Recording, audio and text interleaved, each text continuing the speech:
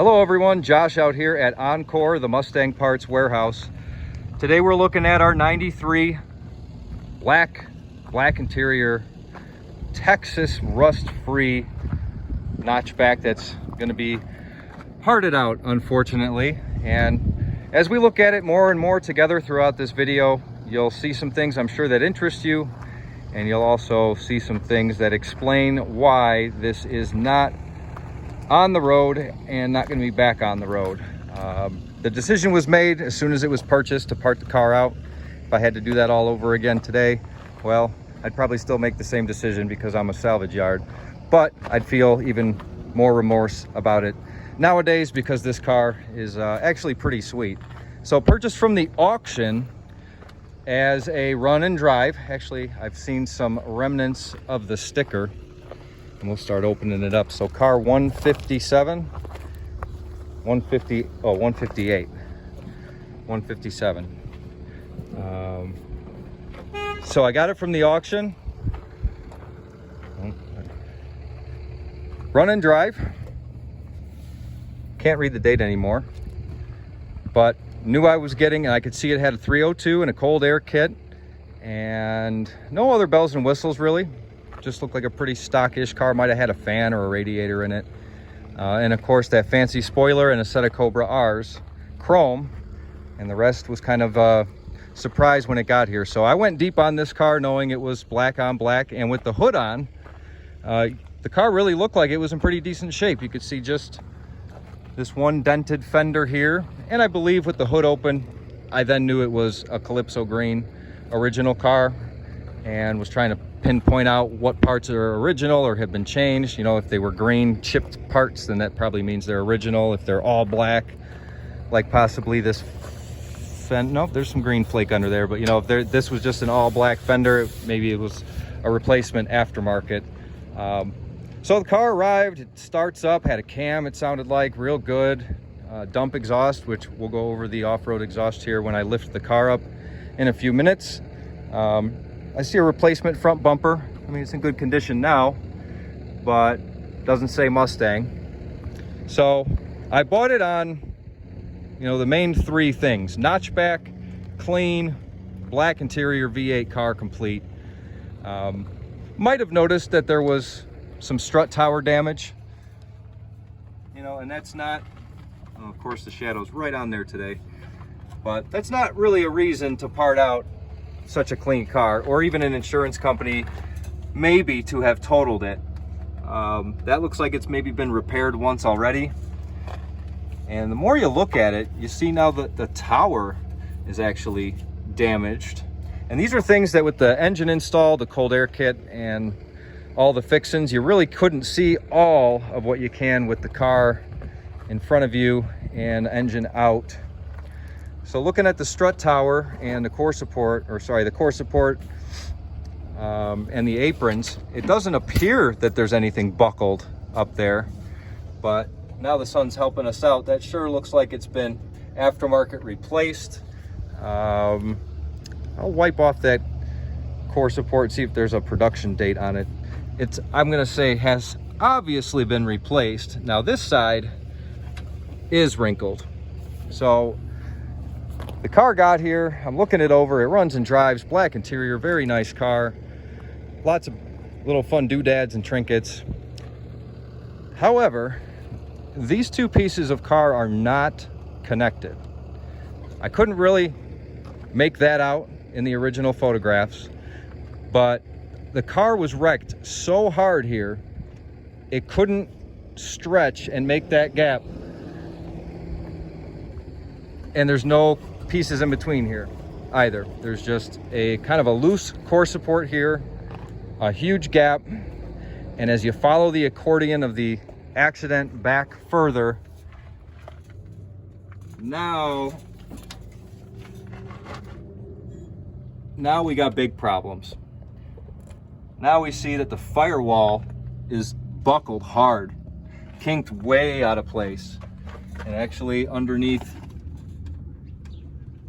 where the steering shaft comes through the firewall, the pedal assembly area, that's buckled as well. I don't think that's from like a header clearance or an H-pipe clearance. I would go ahead and bet just about anything I need to that's impact.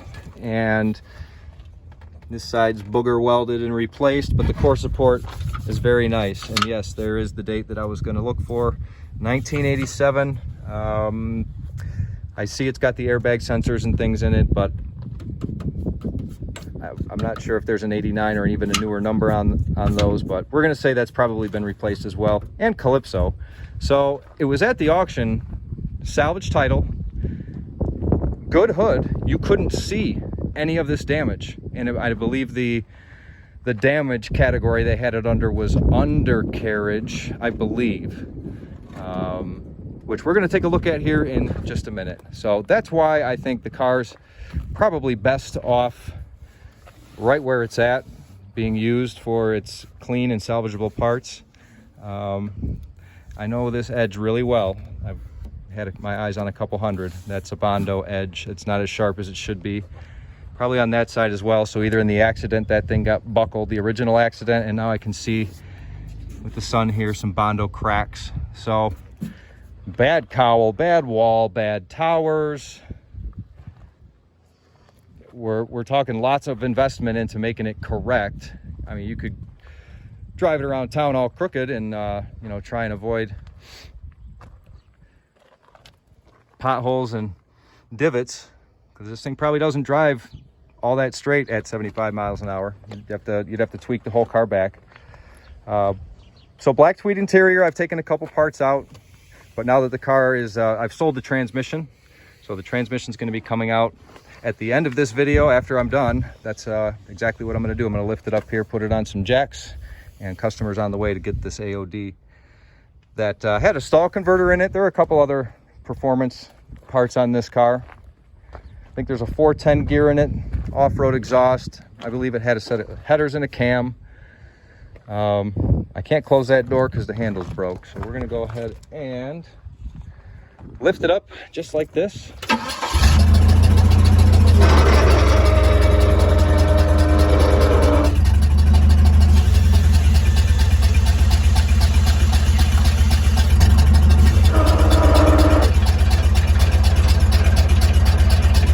As you can see on this quarter panel, there's been a lot of work on this quarter panel. The car's probably been here 10 years. Yeah, the car's probably been here 10 years. Didn't look like that when it came in. There's a lot of other flawed areas on this car as well that are only popping through because it's been sitting here for so long. So, real nice rust-free original deck lid. Let's start there. Now it does have a couple extra holes in it from the spoiler. My intention is going to be to sell this as one item, the trunk with the spoiler.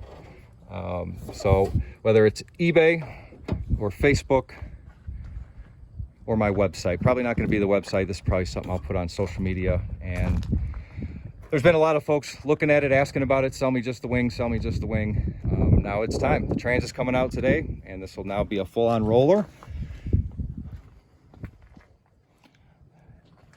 That's a clean coupe back end, ain't it, guys and girls? Not boogered up. Torque boxes. So we got stock control arms. For the sake of this video, I'm not gonna count the ring and pinion. I'm pretty sure she's a 410. I drove this car around a little bit here in the lot, and those gears wound up real quick. And I did sell the engine. I've had the car in the air before, so I want to say that test was done in the past. But real nice torque boxes. So if someone needed a floor pan, someone needed a whole rear end, a 4-link setup, this would be a good donor car for that. Original V8 automatic with a Mac, looks like, H-pipe stuck up in it. And some dumps on the Flowmasters. So, looks like stock springs. So the way I expect to dismantle this car will be the full interior is going to come out first. I know that the seats do fade at the top, kind of pink out a little bit, so we've got tinted windows. That helps a little bit. and I've had these cardboard shades back there for the whole time it's been outside, protecting that. So that should be a fresh, clean seat. And it's also not the only seats that I have. It just happens to be the ones that are coming off right now. So everything is pretty much accounted for in the interior. I could almost say it's still a complete black interior. It's got the sun visors and the dome light, headliner, all the trim, both door panels, armrests, and kick panels. So this one's got an alarm switch or something in it. So it's not the cleanest one I have, but I'd be happy to sell everything you see here as one package. And if there's flaws, there's flaws, you know. That makes it easier on both parties. You kind of have an idea of what we got here now. I would go through and find any of the other medium and large flaws, cracked plastics, scratches, things like that if someone were interested in the whole black interior. Another screw hole here. So, and with the door pockets missing, I mean, what are my options here? Spend a lot of time trying to rebuild this and make it all beautiful, when you can buy that aftermarket and new, you can buy that aftermarket and new. So I'm already seeing some discountability on this guy, just based on the extra holes and flaws. Now we're gonna go back underneath and look at the subframe,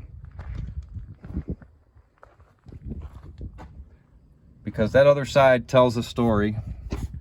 There's a kink right here, which is going to happen in any front end impact. This is bolted to the K member here. That's a pretty solid connection. So all that energy is connecting right there at the front of the strut tower.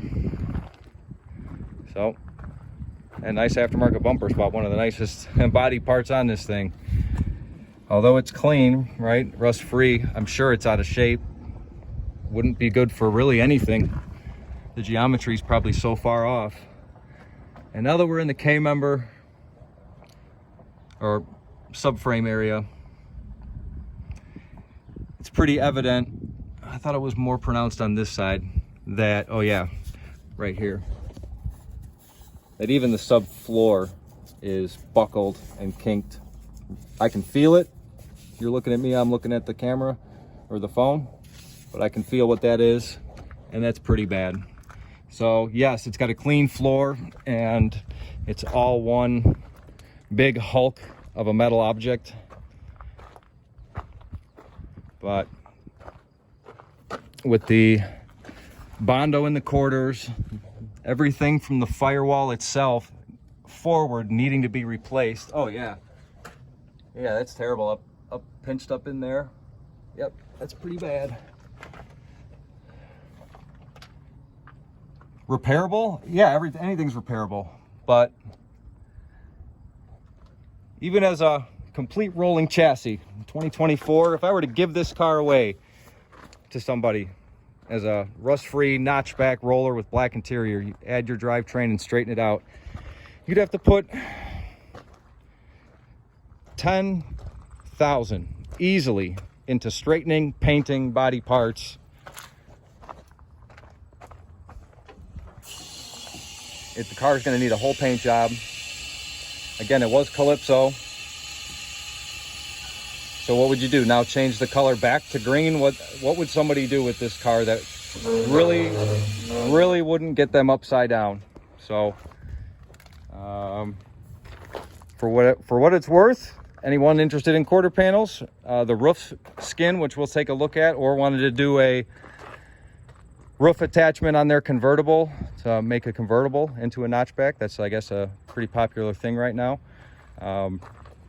I cut them somewhere kind of in that area below that body line, front all around. You get the whole roof all the way up to the B pillar here, and that's one way to make a notch. So again, it's been sitting for a long time here, sun beating on it. That looks like metal right there, but just kind of a weird defect in whatever the bodywork was. I don't see really much for any kind of primer or anything, or skim coat of any kind. Looks just like bare metal with paint on it. So I really don't know what else to say, folks. If you have any other questions, you can post them down below. I check YouTube daily, also Facebook if you want to have a little more lengthy conversation. You can also find me on my website. Direct email is sales@encorempw.com. Car 158, 1993 Ford Mustang, Texas, rust-free car, 5.0 automatic, black interior, complete.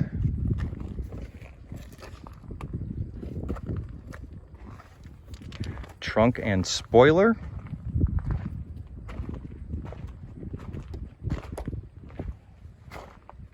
Will be soon sold together. Subscribe if you like this kind of content. There's going to be more. Thumbs up if you like this particular video. And I'll talk to you all again soon.